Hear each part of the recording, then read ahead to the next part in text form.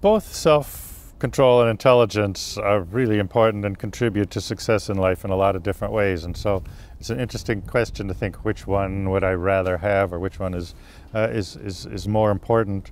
I mean, in terms of me, with the way I live, it's very much based on both of those. So I wouldn't be myself without other. I suppose if I had to pick, I might say, well, I would pick intelligence, since you can always improve your self-control, but you can't really increase your intelligence.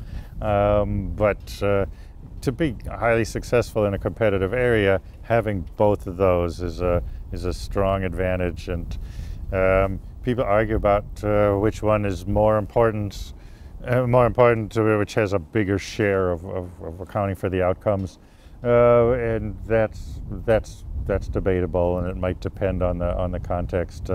But I think the important message is the two of those are really, those are the two traits psychology's found that contribute to success almost wherever they're studied.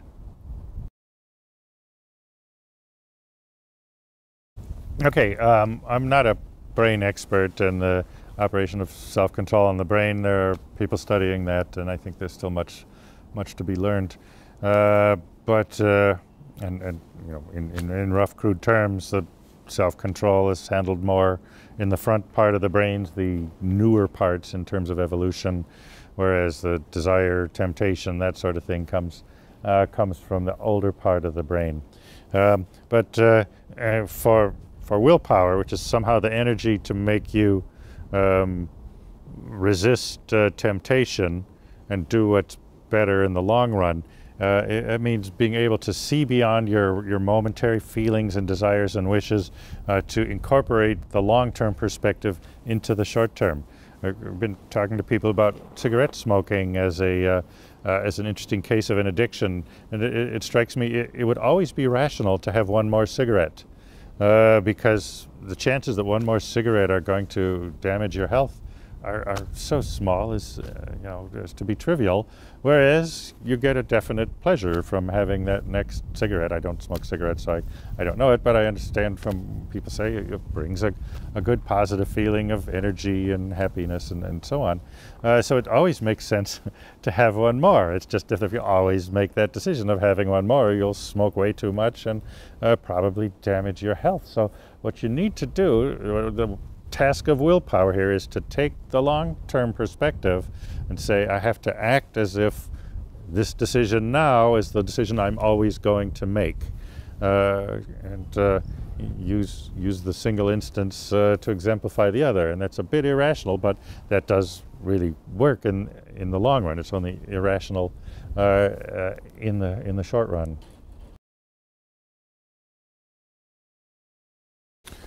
Okay, a couple things to be said. With both physical muscles and with self-control, you get this feeling that energy is depleted, I'm fatigued, I don't want to do it anymore.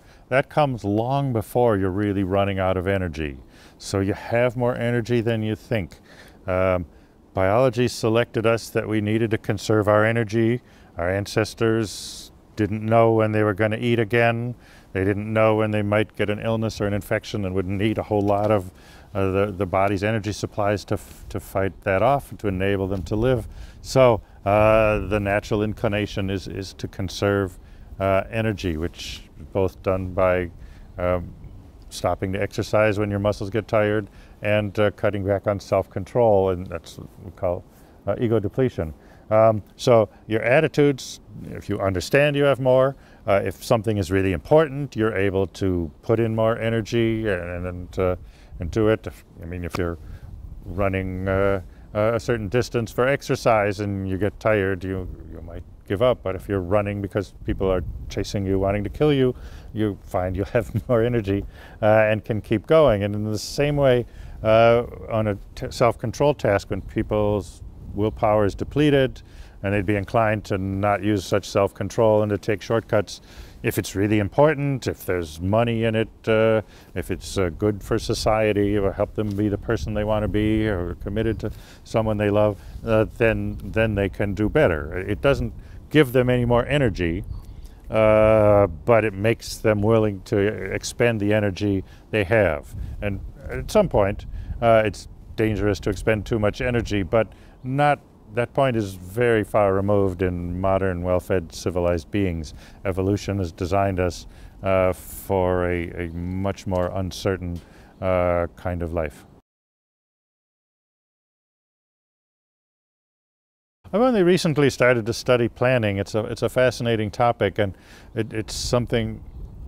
Again, what interests me is what makes human beings what we are, and some of that is what we have in common with other animals, but I'm more interested in what makes us different. And planning is a good example, because humans do a lot more planning and a lot more specific and detailed and long-term planning than other animals do. Even when other animals do things that look like they're planning, they're not really planning. Like the squirrel buries nuts in the summer and digs them up in the winter, but as far as we can tell, he's not thinking, well, I need a certain number of nuts, and next February it's going to be good to dig this one up right here because I'll be hungry. It has no idea. It just sort of has an impulse to bury the nuts in the summer and to dig them up in the winter. So planning takes effort. It is our studies, people find it rather pleasant, but it takes energy. It calms if there are worries about the future or anxieties, making plans can calm those down, because at least you know what to do and you're somewhat prepared for it. So emotionally it's comforting. and then you do know what to do, so it makes it easier when things are happening. If you know what you're supposed to do step after step and carry it out, you don't have to make all the decisions constantly as it goes along. So having a plan will really conserve your mental energy and your willpower. Sometimes you have to adjust plans, and most plans are not most things don't go exactly according to complex plans made in advance, but all you have to do is adjust them. Whereas if you didn't have any plan, then you just had a general goal of what you wanted to achieve, then at each step you'd have to decide what to do next, and that's much more discouraging and much more draining and depleting. So plans are great tools to improve the efficiency for getting things done. You need plans that have quite specific components, that at this point I will do this, or when this happens I'll do this, or even contingency plan. Well, if this goes wrong, then I will do this. All those, having thought those things out in advance, they really improve the ability to get things done in the long run.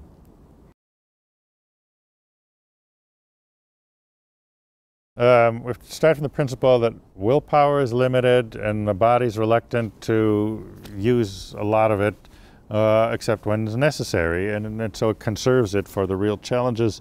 Therefore, the more you can get done by external help, whether it's having plans or having a good environment, or I don't know what else, that this will help you conserve willpower. It's another reason people form habits, and that way, if you form good habits, then you don't have to make the decision to get things done, that they will happen more automatically. So I don't know exactly to what extent the environment can help, and it probably can help with some things more than others, and there are different features of the environment, but especially like for a manager of a company or anything, any way you can think of to design the environment that will enable the people to do their work more effectively and more efficiently, that's to be treasured, because it will conserve their resources to do the more demanding parts of the job, or the ones that can't, for which there are no shortcuts.